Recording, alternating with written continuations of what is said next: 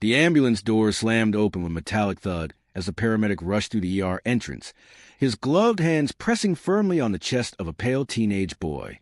Gunshot wound to the abdomen. "He's crashing," the paramedic barked, his voice calm but commanding. Nurses scrambled. A trauma surgeon shouted for blood units. The boy's mother stumbled behind them, crying, clutching her purse like a lifeline. But while the ER team focused on saving the boy, a few eyes drifted toward the paramedic, not in admiration but in confusion. Something was off. He moved with a strained precision, not like adrenaline-fueled urgency, but like each step had been calculated. His face was eerily calm, almost too calm. His uniform bore the right colors, the right patches, but no one recognized him. "Which unit are you from?" asked a nurse as the paramedic backed away from the gurney. "Unit 16, he replied flatly. "Just transferred." The head nurse frowned. "We don't have a Unit 16. Before anyone could press further, he turned and walked out, blending into the chaos of the ER like smoke. No one stopped him, not yet. Hours passed. The boy survived. The team breathed a sigh of relief. But the incident stuck with them. Something about that paramedic didn't sit right. Later that night, Dr. Ellen Harper, the attending trauma physician, decided to pull the security footage. She fast-forwarded through the arrival scene, then leaned in closer.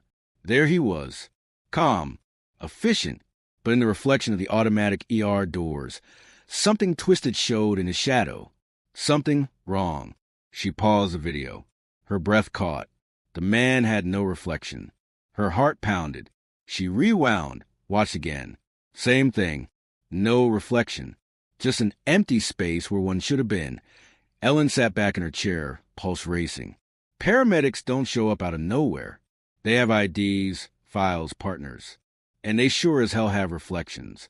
She picked up her phone and dialed hospital security. "I need you to freeze all footage from last night," she said, "and pull the files on every paramedic who entered this hospital in the last 24 hours. "But ma'am," the voice on the other end hesitated. "We only logged 4 paramedics yesterday. None of them matched your description." Her mouth went dry.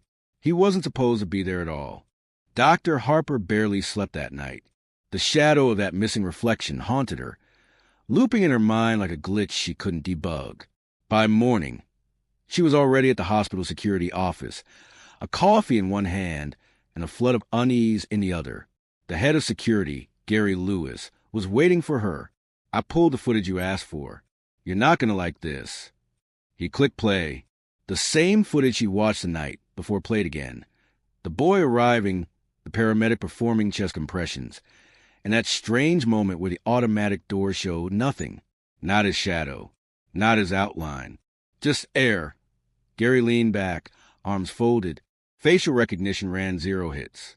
No match in city, county, or state EMS records. "So what?" Ellen whispered. "He just appeared?" Gary hesitated, then clicked another tab. "We also checked the ambulance. License plate scan on arrival. Belongs to a decommissioned unit. Scrapped 5 years ago. It shouldn't even be on the road." Ellen stared at the screen, her pulse rising. "Are you saying this guy showed up in a ghost ambulance?" "I'm saying," Gary said slowly, "either this is an elaborate prank or something else entirely." Back in the ER, whispers had already started. Nurses who'd seen the mystery paramedic couldn't get his face out of their minds. One said his eyes didn't blink. Another swore he never breathed. A third, a rookie just out of training, claimed she passed by him in the hallway hours after he'd left, standing alone, staring at an empty hospital bed. Dr. Harper pulled the team aside that afternoon. "Whoever or whatever he was, we need to find out," she said firmly. "Let's treat this like a breach. Interview everyone who was on shift. No detail is too small." That's when Amy, a veteran nurse, raised a trembling hand. "I've seen him before," she said quietly. The room fell still. 3 years ago. Trauma call. Same eyes. Same build. Same walk. He brought in a burned victim, who disappeared before we could treat him. Ellen's jaw tightened. "You filed a report?" "I did. It vanished from the system the next day." No one spoke. The air felt heavier, like the walls themselves were listening. Suddenly, one of the on-call doctors burst into the room, pale-faced. "You need to come see this," he gasped. They rushed to the staff break room. On the wall, where team photos hung in neat rows, one picture had changed overnight. In the back row, behind emergency staff, stood the paramedic, smiling. Gasps filled the break room. No one could believe what they were seeing.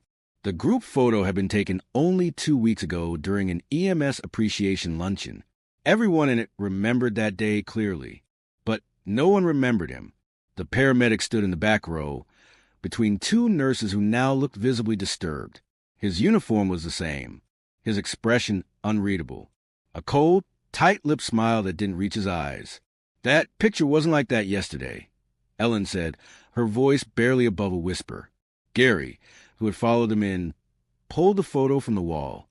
He flipped it over, a date, a few scribbled signatures, but nothing unusual. He looked back at the image. "What the hell is this?" "We need answers," Ellen said, already pulling out her phone. She snapped a picture of the mysterious paramedic in the photo and uploaded it to a national recognition database. The system began scanning. While they waited, Amy, the veteran nurse, sat down slowly. "You don't understand," she murmured. "The last time I saw him, the burn victim he brought in, that kid was screaming the whole way in. Then they turned the corner, and when I followed, they were gone. Just gone. You think he's taking people?" asked a young intern, eyes wide. "I think," Amy replied, her voice shaking, "he brings them somewhere we can't see." Suddenly, the recognition software dinged. Ellen looked at the result and froze. Match found.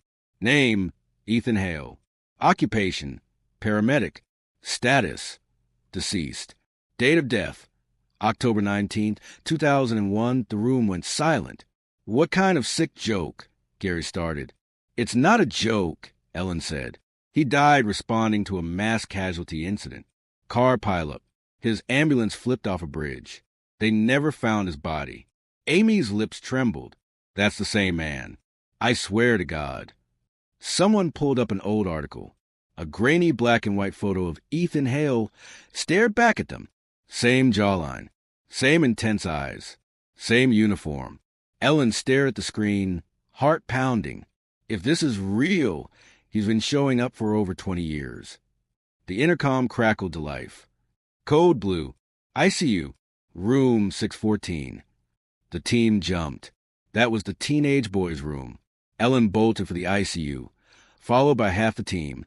As they rounded the corner, they saw something that made everyone skid to a stop. The door to room 614 was ajar. Inside, monitors were still beeping, but the boy was gone. Only one thing remained: a pair of latex gloves resting neatly on the edge of the bed, and taped to the wall above them was a hospital ID badge. It read, "Ethan Hale, paramedic." The ICU fell into chaos. Nurses tore through every hallway. Security searched the stairwells, and code alerts echoed across the hospital speakers. But there was no sign of the boy, no witnesses, no camera footage. It was as if he had simply evaporated. Dr. Harper gripped the ID badge in her hand, trying to steady her breath. It looked brand new, not aged, not scratched, pristine. But the barcode was unreadable, and the photo seemed to shift every time she blinked, like it couldn't decide which face to show. "This doesn't make sense," Gary muttered, pacing behind her. "People don't vanish in hospitals, and dead paramedics don't hand-deliver patients." Ellen looked up sharply. "Unless he's not just delivering them." Gary froze. "What are you saying?" "I don't know, but this boy was alive. Stable. We saved him. And now he's gone. What if that thing came back for him?" They returned to the security room to check the cameras again, but the files from the last hour had been corrupted. Every ICU camera feed was blacked out from exactly 2:14 to 2:18 a.m., the same 4 minutes when room 614 was left unattended. "This is impossible," Gary said, slamming the desk. "It's like he controls the system." "No," Ellen whispered. "He controls the timing." Just then, a janitor named Miguel knocked on the door. Dr. Harper? He asked nervously. You got a minute? She nodded. He stepped in slowly, holding a folded piece of paper. I found this in the elevator. No one else was there. Just this. She opened it. It was a patient transfer form. No date, no staff signature. Just a single line. Transport completed. More to come. Below that, scribbled in red ink. Some lives are meant to be taken. I only collect what's mine. Ellen's skin crawled. Miguel hesitated. I saw him, too. Couple weeks ago. He was in the basement, just standing there. I asked if he was lost. He smiled and said, not yet. I thought it was weird, but now... Ellen's phone buzzed. A voicemail. She played it. The recording was garbled, but a faint voice whispered, Dr. Harper, I've seen the others. They never scream after he takes them. They just follow. Ellen stared at the screen. This can't be happening. Amy entered the room with a grim expression. You need to see the morgue. The morgue? Ellen frowned. Why? Because Amy said, her voice shaking, there are bodies down there that weren't there yesterday. Ellen blinked. How many? Amy swallowed. 7. All tagged. All matching names of patients we never admitted. Gary's face went pale. But here's the worst part, Amy added. Each of their files lists the same paramedic as the first responder. Ellen didn't even have to ask. Amy held out the chart. Name, Ethan Hale. The elevator ride to morgue felt like descending into another world. The silence among the group, Dr. Harper, Gary, Amy, and 2 security officers, was thick and heavy. Every passing floor brought a colder air, a tighter chest, as if the hospital itself knew what waited below. When they stepped into the fluorescent-lit corridor, the temperature dropped noticeably. A humming sound echoed faintly, unnatural in its rhythm. Ellen's footsteps slowed as they approached the double doors to the morgue. Amy swiped her badge. The lock clicked open. Inside, the room was motionless. Still, 8 gurneys were lined in rows, each body covered in a sheet. Ellen approached the nearest one and pulled the tag from the toe. Name, Lauren Keller. Age, 42. Admitted, not recorded. Cause of death, not recorded. First responder, Ethan Hale. She checked the next. And the next, same pattern. Different names. No admissions. No cause of death. No time of arrival. Only Ethan Hale. Gary leaned in. Where did these people come from? Their names aren't in any of our hospital systems. Amy nodded grimly. That's because they're not from here. I tried searching public death records. 3 of these names belong to people who went missing in other states. 1 went missing last month in Michigan. Ellen stepped back, her stomach turning. He's not just tied to this hospital. He's collecting from everywhere. And bringing them here, Gary muttered. Just then, one of the officers gasped. Look, they turned. The wall-mounted freezer, where bodies are stored for longer periods, had one door ajar. Inside, lying perfectly still, was a 9th body. Unlike the others, this one had no sheet, no tag. Just a boy. It was the same teenager Ethan brought in. But now he was cold, lifeless. No! Ellen whispered, rushing forward. She checked his vitals. Nothing. Skin pale, lips blue. He was stable. He was breathing. We saved him. Gary noticed a paper tucked under the boy's hands. He pulled it out.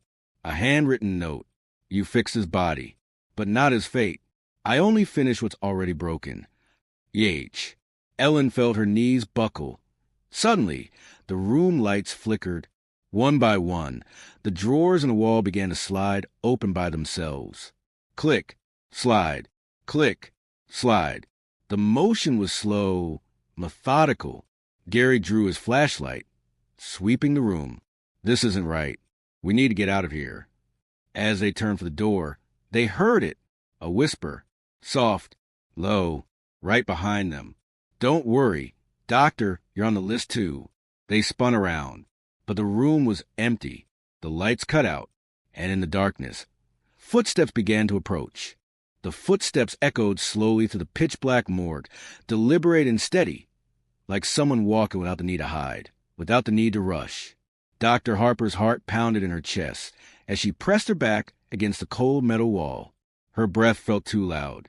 Everyone froze, too terrified to move. A flashlight clicked on. Gary's beam sliced through the dark, sweeping across the open drawers, the lifeless bodies, the still form of the teenage boy, and then a flicker. A shadow darted past the light.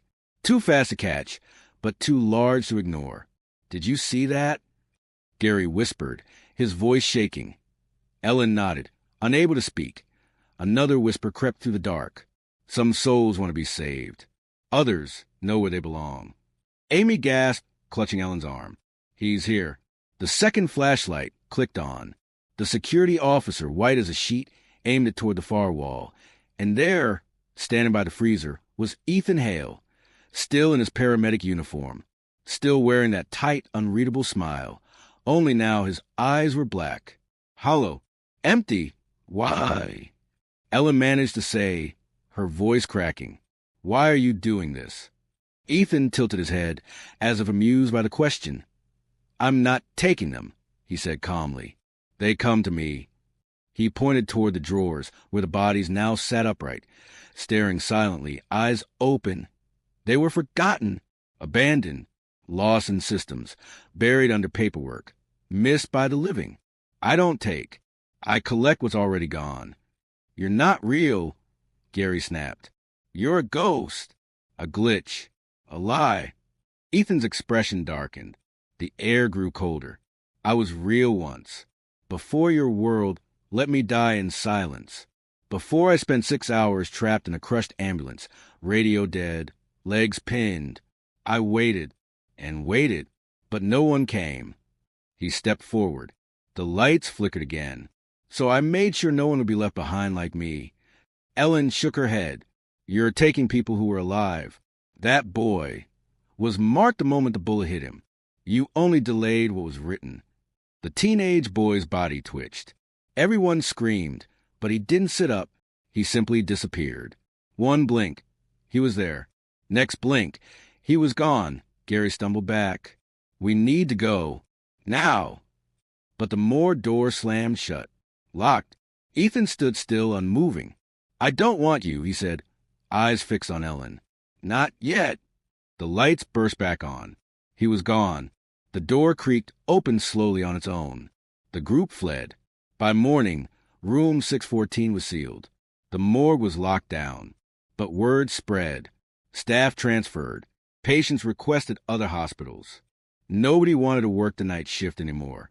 As for Dr. Harper, she stayed, watching, waiting, because taped to her office door, sometime before sunrise, was one final note. "See you on your last call. EH."